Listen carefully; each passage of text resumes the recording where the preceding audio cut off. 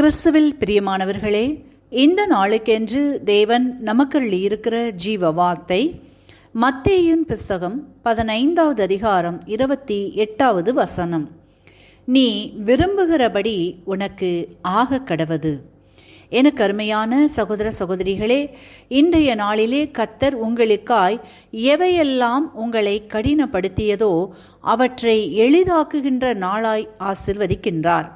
இதுவரையில் நீங்கள் கடந்து வந்த சூழ்நிலைகளில் காணப்பட்ட போராட்டங்கள், பிரச்சனைகளில் மீள முடியாமலும் தோல்விகளையும் நஷ்டங்களையும், அவமானங்கள், நிந்தைகள், குழப்பங்கள், பிரிவினைகள், கசப்புகள் போன்றவற்றில் போராடி கொண்டும் இவைகளிலிருந்து விடுதலை வேண்டி தெய்வ சமூகத்தில் நீண்ட நாட்களாய் ஆத்துமாவிலே நொறுங்குண்டவர்களாய் விடாய்த்து போய் சோர்வுற்று இருக்கிறவர்களே, இன்றைக்கு உங்களை பார்த்துதான் கர்த்தர் சொல்லுகின்றார், நீ காற்றையும் காண மாட்டாய், மழையையும் காண மாட்டாய், ஆனாலும் உன் பள்ளத்தாக்கான சூழ்நிலைகள் யாவையும் நான் மாற்றுவேன், ஆசிர்வாதங்களால் நிரப்புவேன் என்கிறார். நீண்ட நாட்களாய் எவைகளுக்காக போராடி ஜெபித்தீர்களோ அவைகள் உங்கள் பார்வைக்கு முடியாததாக காணப்பட்டாலும் கர்த்தரின் பார்வைக்கு அது அற்ப காரியம். ஆகவே இன்றைக்கு உங்களின் ஜெபங்கள், காரியங்கள் எதுவாக இருந்தாலும் அவற்றை ஜெயமாக மாற்றித்தந்து ஆசிர்வதிக்கின்றார். தேவனால் கூடாத காரியம் ஒன்றுமில்லை என்பதை விசுவாசியுங்கள், ஆசிர்வாதங்களை பெற்றுக்கொள்ளுங்கள். இன்றைக்கும் கர்த்தர் உங்கள் வாழ்க்கையில் ஆச்சரியமான வழிகளில் நடத்தி நம்ப முடியாத நன்மைகளை செய்து உங்களை ஆசிர்வதிக்கிறதை குறித்து தியானிப்போம்.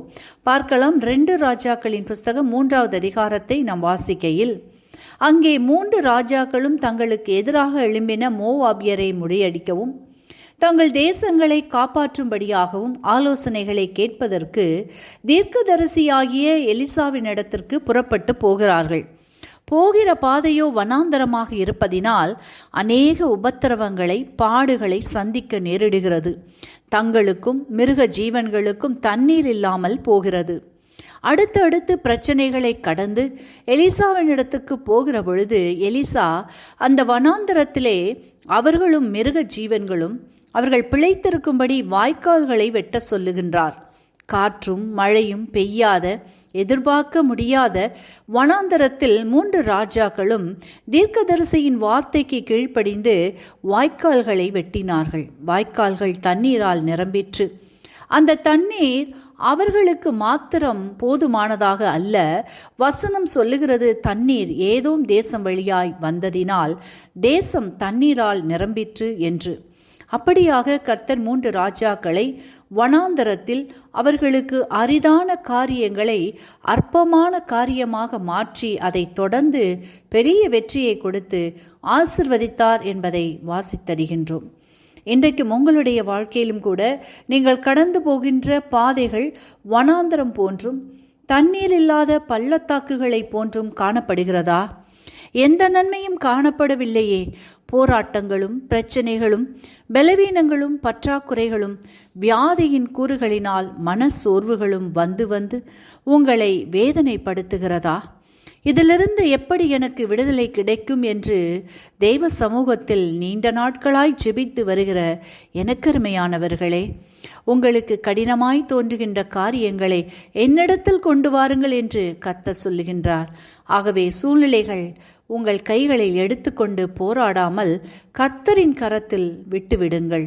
வருத்தப்பட்டு பாரம் சுமக்கிறவர்களே, நீங்கள் எல்லாரும் என்னிடத்தில் வாருங்கள், நான் உங்களுக்கு இளைப்பாறுதல் தருகிறேன் என்கிற வார்த்தையை விசுவாசியுங்கள்.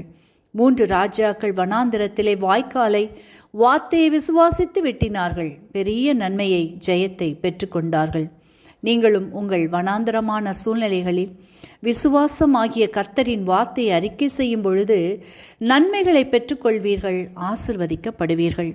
இன்றைக்கும் எனக்கருமையானவர்களே, உங்களின் வாழ்க்கையில் எவையெல்லாம் கடினமாய், கடக்க முடியாததாய், குணமாக்கப்படாததாய், கட்டுகள் அவிழ்க்க முடியாததாய், அரிதாக கடினமாக காணப்படுகிறவற்றை கர்த்தரின் சமூகத்தில் விசுவாசத்துடன் பெற்றுக்கொண்டோம் நன்மையை, ஆசிர்வாதங்களை, ரட்சிப்பை என்று விசுவாச அறிக்கை செய்து ஜெபியுங்கள். கர்த்தரின் பார்வைக்கு உங்கள் காரியங்கள் எல்லாம் அற்ப காரியமாகும். கர்த்தரின் வார்த்தையை விசுவாசியுங்கள், ஆசீர்வாதங்களை பெற்றுக்கொள்வீர்கள். இன்றைக்கும் இந்த வார்த்தைகளை கேட்டுக்கொண்டிருக்கின்ற உங்களில் யாரேனும் உங்களின் பாவங்களுக்காக கல்வாரி சிலுவையில் மரித்து உயிர்த்தெழுந்த இயேசுவை அறியாமலும் விசுவாசியாமலும் இருப்பீர்களானால் இன்றைக்கு உங்களை ஒப்புக்கொடுங்கள், விசுவாசியுங்கள். இயேசு உங்களின் சூழ்நிலைகளையும் மாற்றி விடுவித்து வாழ வைப்பார், ஆசீர்வதிப்பார். இந்த வார்த்தைகள் மூலமாக கர்த்தர் இன்று உங்களை ஆசீர்வதிப்பாராக. ஆமென்.